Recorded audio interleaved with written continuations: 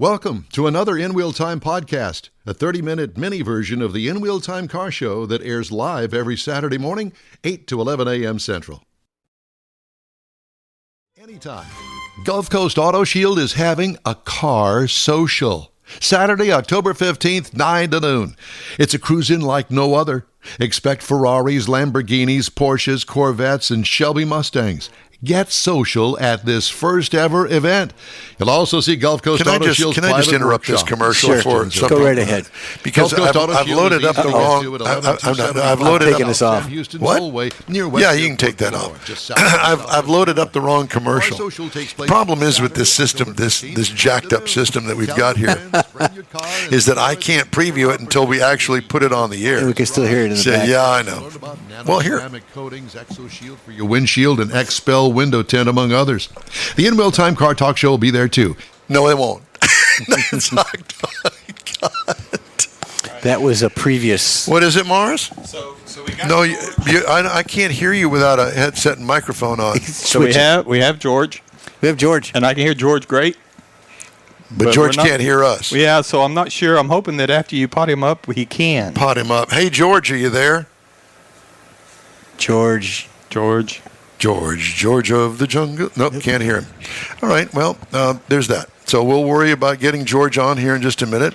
He's written a book called Hall and His Chaparrals by George Levy with Jim Hall. Love Chaparral.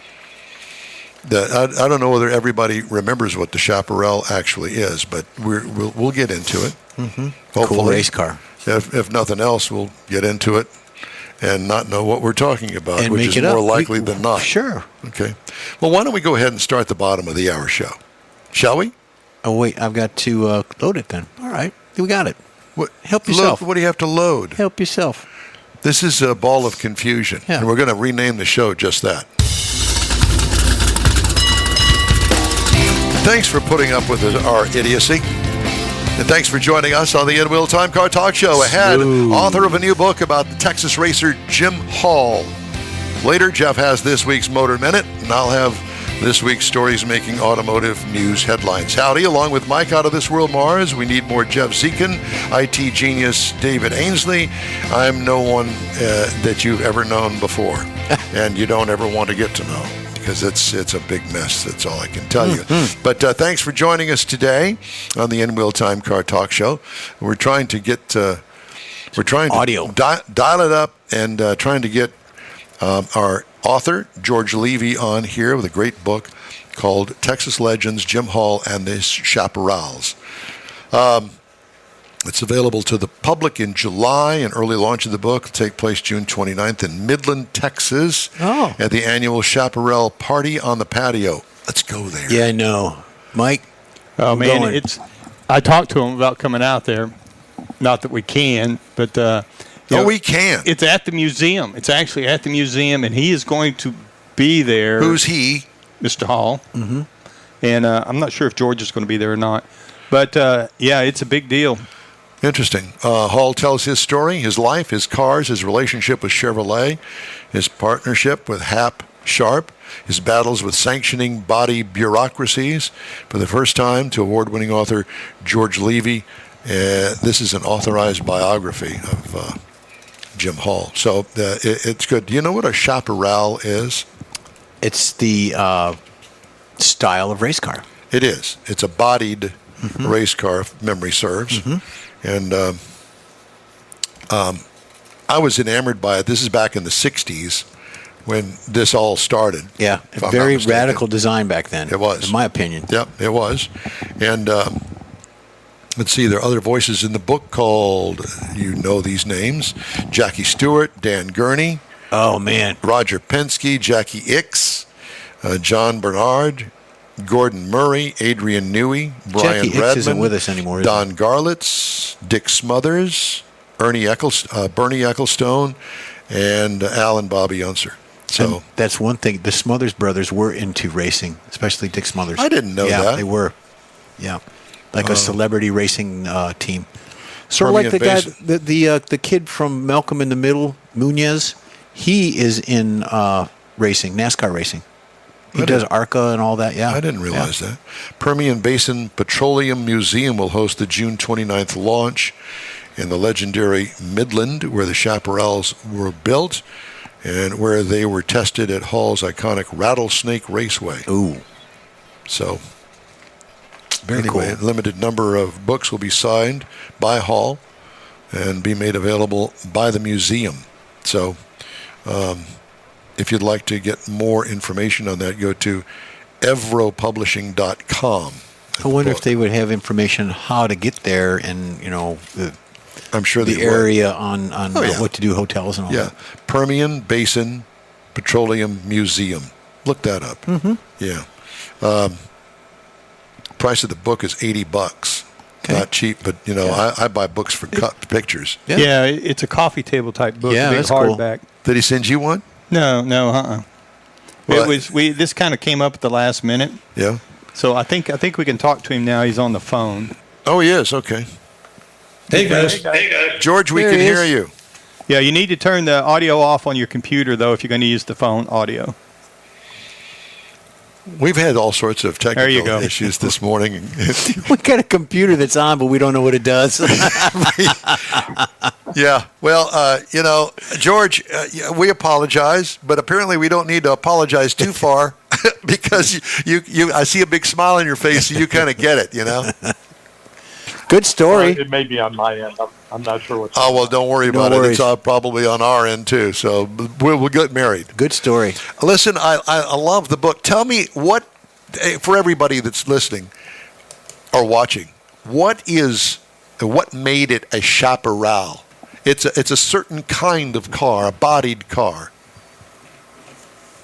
Yeah, I think Jim and Chaparral, more than anything else, stood for innovation, and a very Texas-style innovation. I think during the 50s and 60s, Chaparral was kind of the NASA of international motor racing. Yeah. And, where did the Chaparral race? In what division? What sanctioning body? It was road racing both in America and abroad. They competed in the Can-Am series, which would be, I guess, most analogous to today's IMSA. They competed at the 24 Hours of Le Mans, the Nürburgring, all the great tracks around the world, and they won major races in every category they competed in. How old is Jim now? Jim, in about another 30 days, give or take, is going to be 89 years old. I was going to say somewhere around 90 because I remember him having this huge mark on the auto racing industry. There was a guy that, and I don't remember what his name was, but he lived in my neighborhood back in the 60s, and he had a Chaparral style car. Now, whether it was original or whatever, but he trailered it around in an open trailer. Yeah. And so you could see the car when he'd pull out. And it was sponsored by Prince's Hamburgers, which means nothing to you here, but it is iconic hamburger joint back in the day, drive-in style hamburgers. And I'll never forget the car because it was so unique looking. There wasn't anything else like it. Yeah, all of Jim's cars, and he had a partner, by the way, Half Sharp at the beginning, and Jim was a Caltech engineering grad, and he drove most of the design and engineering of the cars, and they all were very innovative, but probably the one thing above everything else that drove the way the cars looked was downforce. In the 60s, no one in racing thought about downforce, using the air flowing over and under and around the car to press the car down against the track for greater traction. Jim introduced the concept of downforce, introduced wings to cars, and to give you an idea of how transformational that was, not only does every single type of racing car today take downforce into consideration as one of the primary design directives, but as you guys know, every high-performance road car now, Corvettes, Ferraris, Porsches, they all brag about how much downforce they're creating as they go down the road. Did he know Carroll Shelby?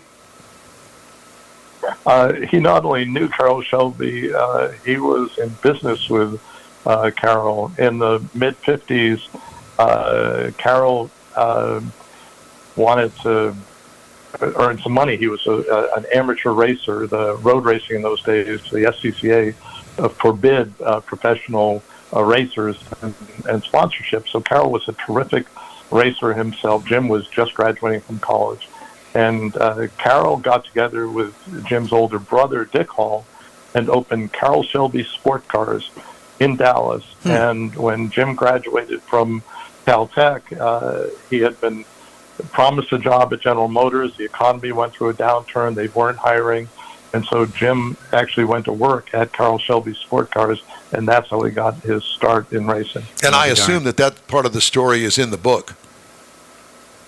It is indeed, yes. Yeah. Did A.J. Foyt have a Chaparral during some of the Indy runs, early Indy runs that he had? I don't know if he drove a Chaparral or didn't he own a team that had a Chaparral? I'm guessing it comes to mind. Yeah, no worries. As a fellow Texan, they were rivals. Jim never sold Chaparrals, and any of the mid-engine Chaparral sports cars or any of the Indy cars, they never sold them to other teams. They always went it alone. So, Okay. no, AJ didn't have one. All right. Interesting. But, Jim rubbed elbows with a lot of famous people, apparently. I know that you've got some interviews with Jackie Stewart, Roger Penske, Jackie Ickx, of all people. Yeah. You don't hear that name very often anymore, but these are really forerunners in auto racing. Yeah, all those guys that you mentioned drove for Jim and various cars. Johnny Rutsford, Al Unser, the list. Phil Hill, who was America's first world champion. They all drove for Chaparral. When Jackie Stewart drove for Chaparral in 1970 in the famous stand car or sucker car, Jackie was contracted to Ford. He was contracted to Goodyear as sponsors, and yet when I talked to Jackie, he wanted to try this new, crazy, innovative car so much that he went and drove this Chevy-powered, Firestone-tired car at Watkins Glen. Interesting story. So tell me about the Midland, Texas annual Chaparral party on the patio. Are you going to go? I'm going to go. More importantly, a whole bunch of people related to the Chaparral effort are going to be there. It's an annual party, like it sounds like. It's a barbecue. It's this coming Saturday or a week from today, the 29th, in Midland, Texas. There may still be tickets, so if anybody else there wants to go, they should contact the Petroleum Museum in Midland. And basically, once a year, they have a barbecue. They take one of the cars out of the museum. All the Chaparrals are on display in the Petroleum Museum on a permanent exhibit. They take one of the cars out, do some demonstration laps out in front of the track, and then after dinner, Jim holds court and answers questions and tells stories. And this year, there's the added element that the launch of the book is taking place there. I want to go. Yep. It's only a day's drive for us to get out there. You guys, I tell you, I mean, I'm the president of the Motorsports Hall of Fame of America. We hold annual induction ceremonies, which are very highly regarded. You and I have both been to major automotive events. This is a very special thing. And this year in particular, I don't know, the book, the cover photo on the book was taken by a Pulitzer Prize-winning photographer by the name of Bob Jackson, and he's won the Pulitzer Prize for a photo he took in Texas, in Dallas, on November 24th of 1963, the famous shot of Jack Ruby shooting Lee Harvey Oswald. That was Bob Jackson. 30 or 40 of his photos are in the book, and he's going to be at the party next week. So, oh my God! So I mean, we're going to get we're going to get lots of bonuses by attending this. Is there a fee to attend it? Can anybody attend? So anybody can attend. There is a fee. I think the way the tickets work at the museum is that you have to become a member of the Chaparral pit crew, is what they call it, or the kind of the fan club. But that's $50, and that gets you admission to the event, and it's as simple as that. Well, I know that you're looking for. Where do you live? I live in Daytona Beach, Florida. The Motorsports Hall of Fame of America is based here, and that's why I'm here.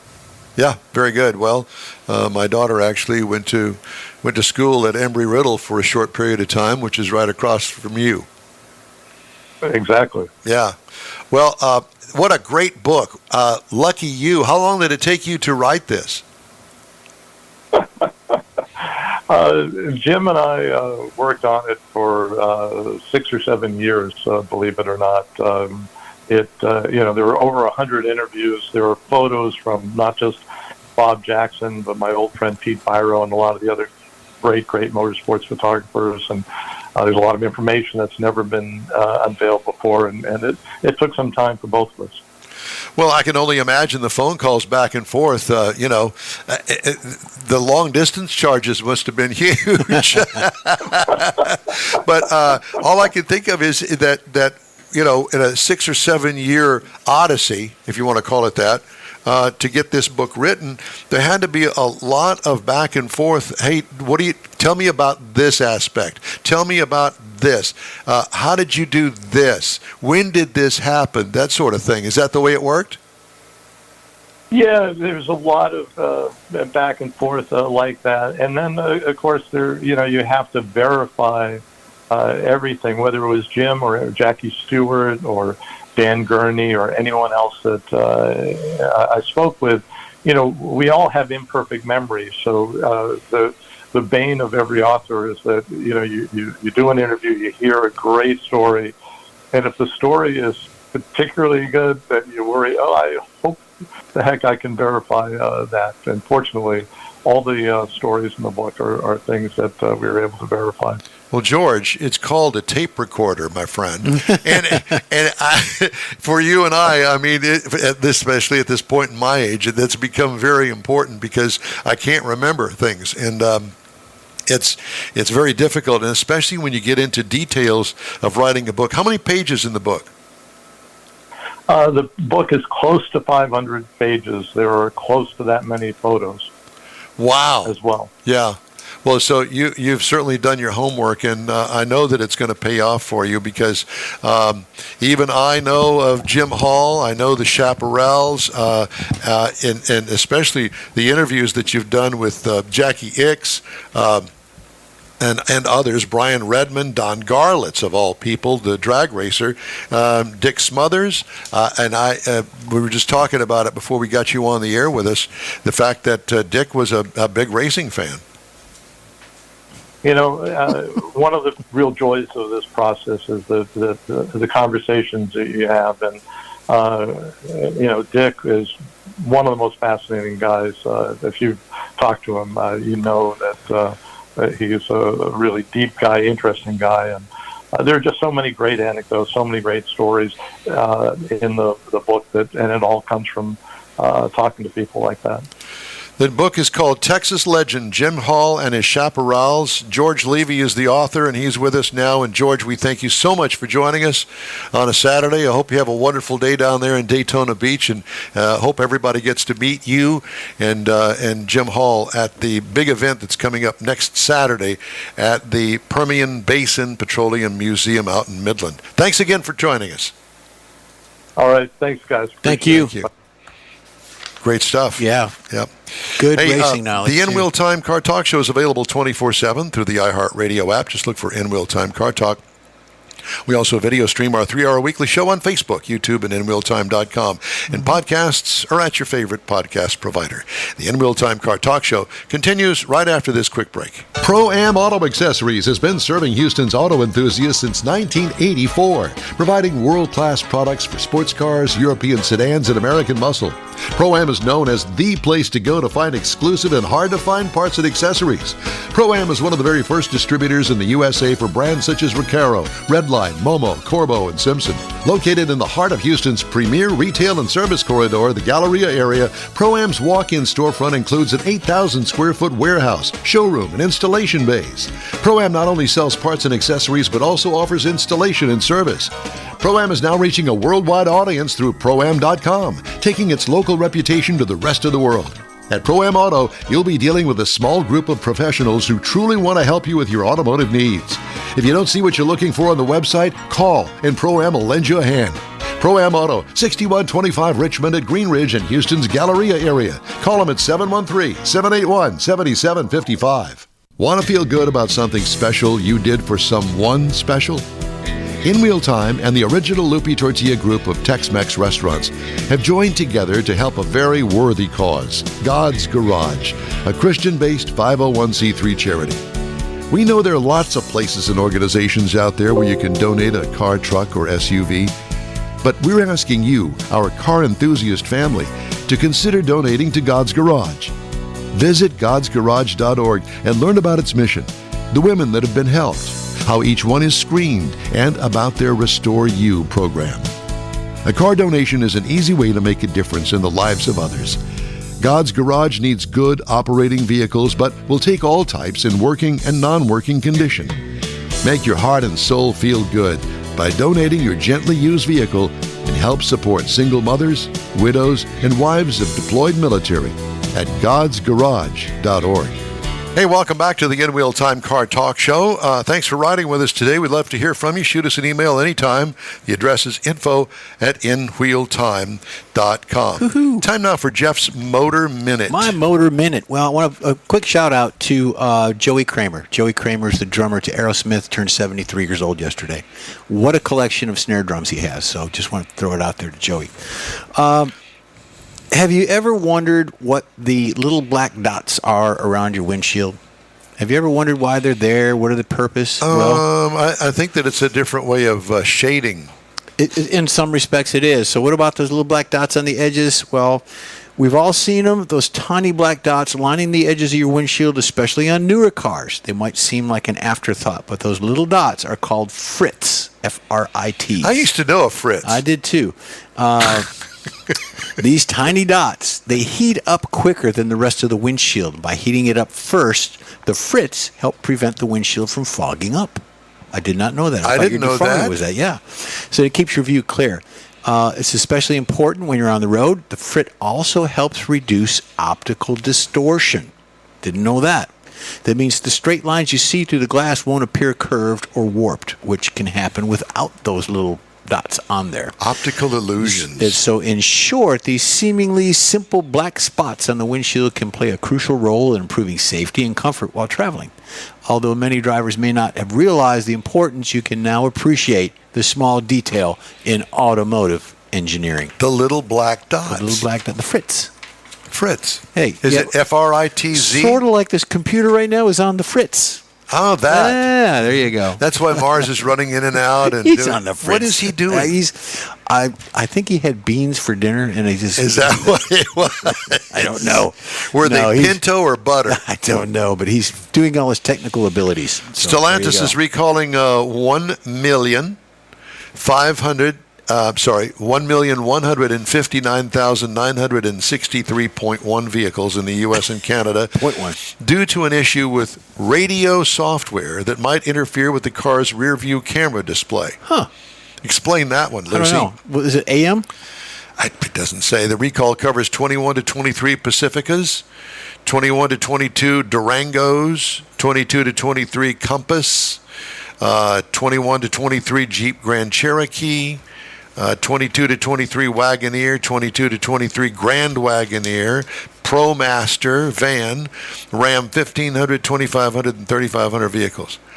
Affected vehicles' rear-view cameras might not function when backing up, increasing the risk of a crash. My God. Are you kidding me? The recalls on some of these manufacturers just continues and on and on. Ford has a major problem with that. Yeah, Mercedes, too. Fisker Ocean, loss of drive power. 2023, I guess it won't make any difference since they're not making them anymore, but if you bought one.